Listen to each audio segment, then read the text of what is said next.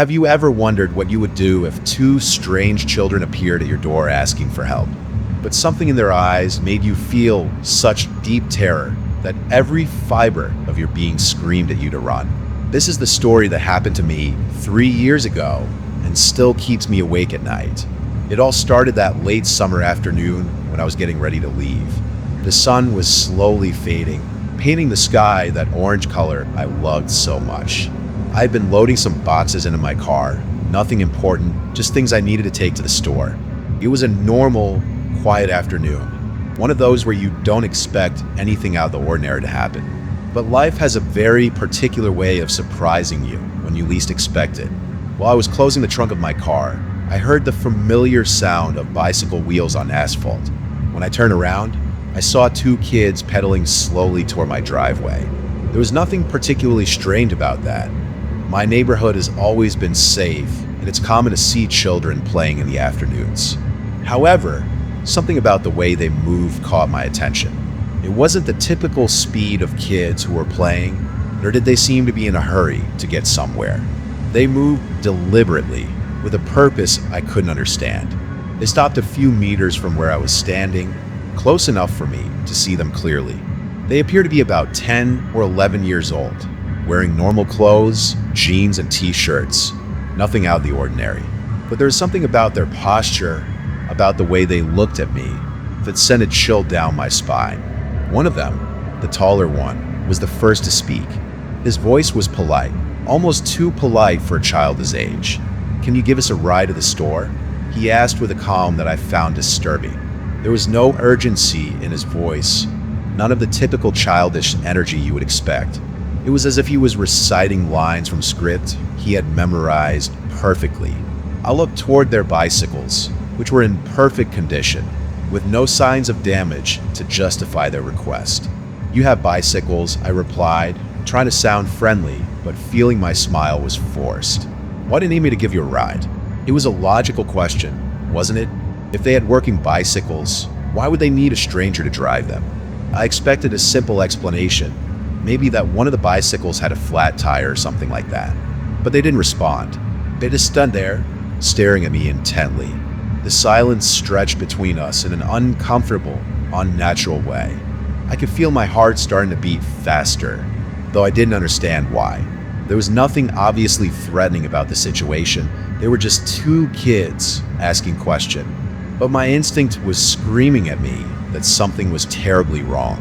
It was then that a wave of absolute terror washed over me, a fear so intense and primitive that it left me completely paralyzed. It wasn't fear of something specific, but something much deeper, as if every cell in my body recognized the danger that my conscious mind couldn't process.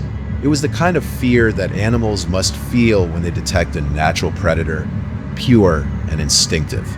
The second boy, who had remained silent until that moment, tilted his head slightly to one side.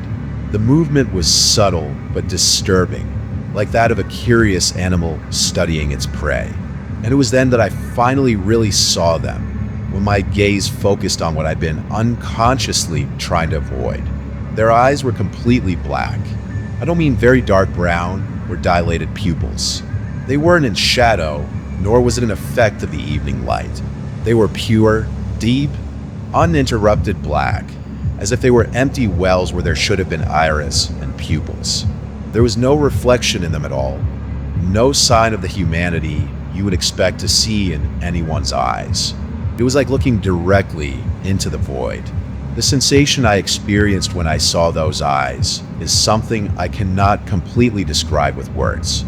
It was as if I was looking at something that shouldn't exist, something fundamentally wrong with reality itself.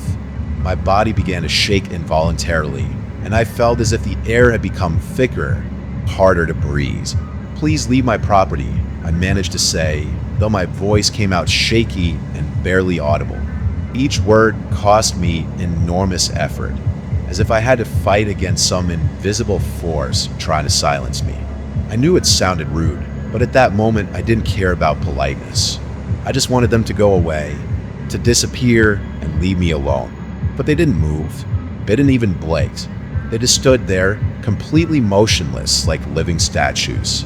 Their black eyes remained fixed on mine, and I could feel as if they were trying to penetrate my soul to find some weakness they could exploit. Tom seemed to stop completely. I don't know if it was minutes or just seconds, but it felt like an eternity. During that time, my mind desperately tried to find a rational explanation.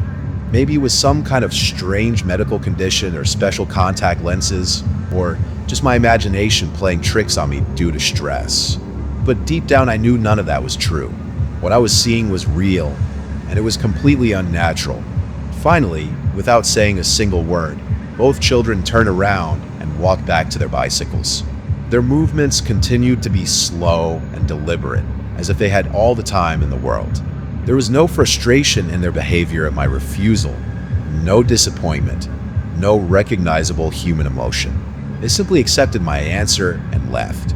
As they rode away down the street, one of them began whistling a melody I had never heard before. It wasn't a known song. It didn't even sound like something a normal child would whistle. The melody was complex, ancient somehow, with notes that seemed to vibrate in the air in a way that shouldn't be possible. The sound spread throughout the street, resonating strangely between the houses until they finally disappeared around the corner. That night, I couldn't sleep. Every time I closed my eyes, I saw those black pits staring at me. During the following weeks, I researched everything I could about similar encounters and discovered that I wasn't alone.